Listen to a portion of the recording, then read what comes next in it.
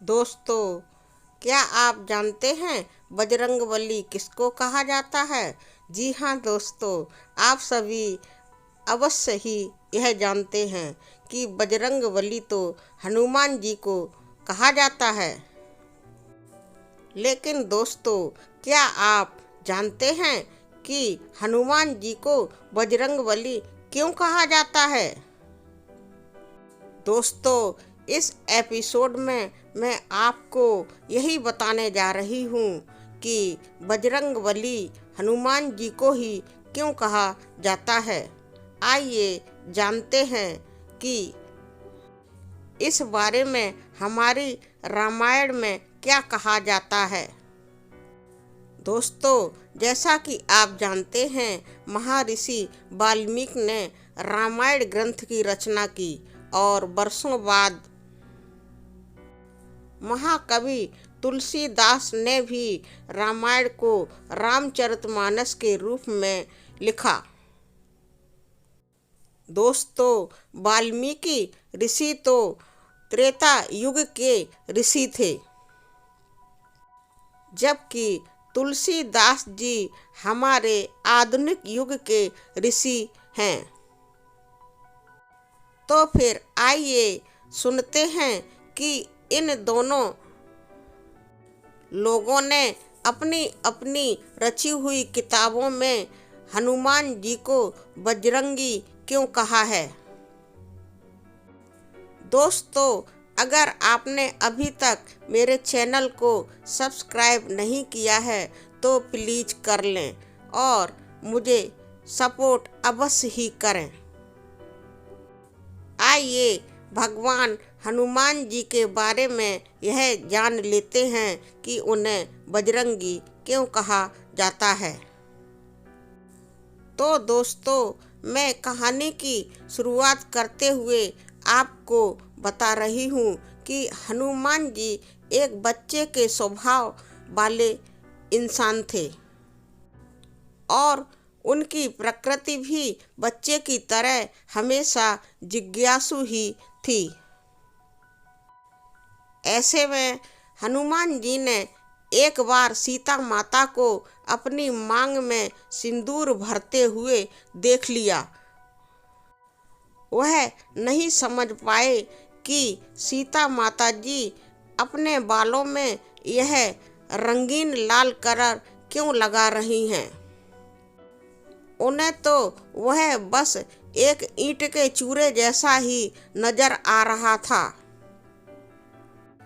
माँ सीता को जब यह कलर ईंट के चूरे जैसा लाल रंग का अपनी मांग में लगाते हुए देखा तो हनुमान जी बहुत ज़्यादा आश्चर्यचकित हुए और वह माता सीता के एकदम नज़दीक में आए और उनसे हाथ जोड़कर विनम्र निवेदन करते हुए पूछा कि मैया, आप यह ईंट का चूरा अपने मांग में क्यों भर रही हैं। हनुमान जी के इस प्रश्न को सुनकर सीता माता जी एकदम से आश्चर्यचकित रह गईं। सीता माता के पास हनुमान जी के इस प्रश्न का कोई जवाब नहीं था, लेकिन हनुमान जी को तो यह जानने की जिज्ञासा थी कि माता सीता यह रंग अपनी मांग में क्यों लगाती हैं। सीता माता ने हनुमान जी के जिज्ञासु स्वभाव को देखते हुए उन्हें समझाया, हनुमान जी, यह कोई ईंट का चूरा नहीं या फिर कोई लाल रंग की चीज नहीं है, यह तो सिंदूर है और इस सिंदूर को मैं रोजाना अपनी मांग में सजाती हूँ। हनुमान जी के इस जिज्ञासा बस प्रश्न का जवाब देते हुए सीता माता ने उन्हें और भी सिंदूर के बारे में काफ़ी कुछ समझाया और उन्हें बहुत ही प्यार से अपना पुत्र समझते हुए बताया कि यह सिंदूर वह अपनी मांग में रोजाना इसलिए लगाती हैं जिससे कि उनके पति भगवान राम की बहुत लंबी आयु हो और वह हमेशा स्वस्थ रहें और बहुत ही ज्यादा खुश भी रहें। दोस्तों, सीता माता जी की इस बात का हनुमान जी पर इतना गहरा असर पड़ा। उन्होंने काफी देर तक इस बारे में सोच विचार किया और फिर बाद में बहुत सारा सिंदूर लेकर आए और अपने शरीर पर वह सिंदूर बहुत कस के लगा लिया, पूरे शरीर को सिंदूर में लिप्त कर लिया,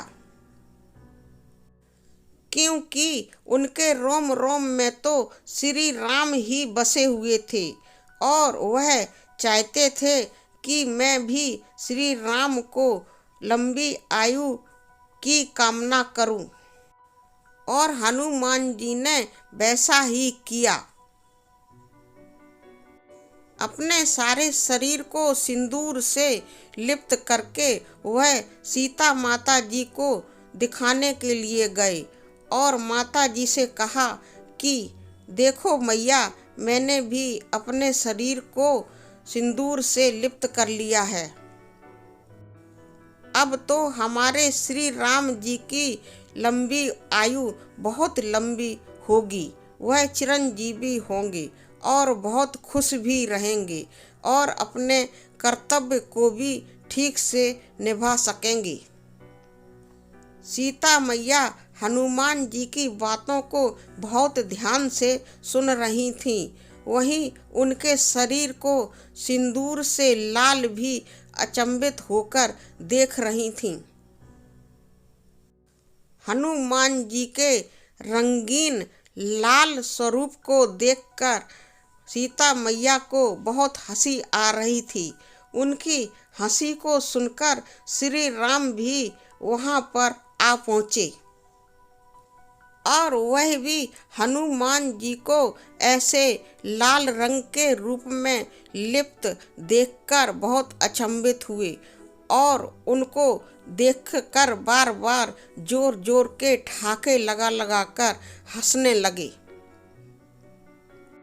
वह इतना जोर से हंस रहे थे कि हनुमान जी भी नहीं समझ पाए कि वह हनुमान जी को देखकर इतना जोर से क्यों हंस रहे हैं।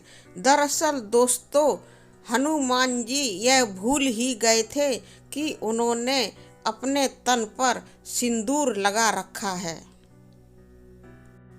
काफी समय हंसने के बाद जब श्री राम जी की हंसी रुकी तो उन्होंने सोचा कि हनुमान ने आज अपने शरीर को सिंदूर में इस तरह क्यों लिप्त कर लिया है। उन्होंने उनसे इसका कारण पूछा तो सीता मैया, जो कि वहां पर ही बैठी हुई थीं, उन्होंने श्री राम को बताया, हे प्राणनाथ, यह मुझसे मेरे मांग में लगे हुए सिंदूर के बारे में पूछ रहे थे। तो मैंने हनुमान जी को बताया कि यह सिंदूर तो मैं अपनी मांग में रोजाना श्री राम की लंबी आयु की कामना करते हुए लगाती हूँ। और यह सुनकर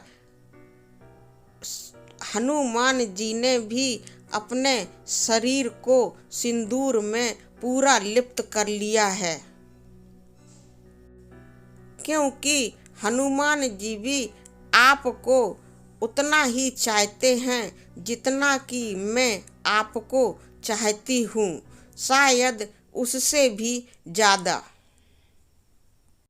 इसी समय हनुमान जी भी अपना सिर हिलाते हुए यह प्रकट करने लगे कि श्री राम जी, मैं भी आपको सीता मैया की तरह ही बहुत ज़्यादा प्यार रखता हूँ और मैं भी चाहता हूँ कि आप दीर्घ आयु हों और अपने कर्तव्यों को अच्छे से निभाएं और हमेशा स्वस्थ रहें, सब लोगों के बहुत ज़्यादा प्रिय रहें।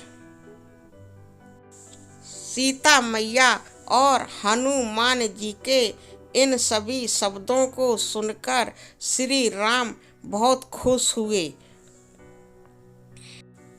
तत्पश्चात श्री राम ने हनुमान जी को अपने पास बुलाकर बैठाया और उन्हें समझाया कि मैं तो पहले से ही जानता हूँ कि आप मुझे बहुत ज़्यादा चाहते हो, लेकिन सिंदूर में अपने आप को इस तरह लिप्त करने की जरूरत नहीं है। लेकिन हनुमान जी ने कहा, सीता मैया जैसे अपनी मांग में रोजाना सिंदूर लगाकर आपकी दीर्घायु की कामना करती हैं, ठीक उसी तरह मैं भी रोजाना अपने शरीर को सिंदूर से लिप्त करके कसके लाल करके आपकी दीर्घायु की कामना करना चाहता हूँ। और उन्होंने कहा कि श्री राम जी, आप मेरे दिल के अंदर बसे हुए हैं और सीता माता भी हमारे दिल के अंदर सीने में रहती हैं। यह सब सुनकर हनुमान जी की बातों को दिल में संजोकर रखते हुए श्री राम जी एवं माता सीता जी बहुत खुश हुए और अपने पास ही बैठे हुए हनुमान जी को श्री राम जी ने और सीता माता जी ने यह कहा कि हम तुम्हारे प्यार और भक्ति से बहुत ज़्यादा प्रसन्न हैं, इसलिए मैं आपको एक और नाम देता हूँ। आज से हनुमान जी तुम्हें सभी लोग हनुमान के अलावा बजरंग बली के नाम से भी जानेंगे और युगों युगों तक आपका यह नाम हमेशा के लिए प्रसिद्ध हो जाएगा। आपको सभी युगों युगों तक इसी नाम से पुकारेंगे। माता सीता और श्री राम की यह बात सुनकर हनुमान जी बहुत प्रसन्नचित्त हो गए और उन्होंने राम जी और सीता माता जी से वादा किया कि वह उनके दिए हुए नाम की हमेशा इज्जत करेंगे और इसकी लाज रखेंगे। सीता माता और श्री राम जी ने उन्हें आशीर्वाद भी दिया। दोस्तों, यहाँ पर मैं आपको थोड़ा और भी बता दूं कि बजरंगबली शब्द में बजरंग का मतलब नारंगी फल होता है, यानी कि संतरा, और इंग्लिश में समझें तो ऑरेंज। दोस्तों, मैंने यह उचित समझा कि इस शब्द की पूरी जानकारी आपको दी जाए, सो मैंने दे दी। खैर दोस्तों, आपको मेरी यह कहानी जो कि त्रेता युग की रामायण से संबंधित है, आपको कैसी लगी? प्लीज़ कमेंट बॉक्स में लिखकर अवश्य बताएं। वीडियो को लाइक करें, हो सके तो अपने दोस्तों को शेयर भी कर दें और चैनल को अगर आपने अभी तक सब्सक्राइब नहीं किया है तो प्लीज़ अवश्य ही कर लें और मुझे सपोर्ट करें। बेल आइकन को भी अवश्य ही दबा दें, जिससे कि हमारे नए नए कहानियों के वीडियो आपके पास सबसे पहले पहुंच सकें। बस दोस्तों, पूरा वीडियो देखने के लिए मैं आपका बहुत बहुत धन्यवाद करती हूँ।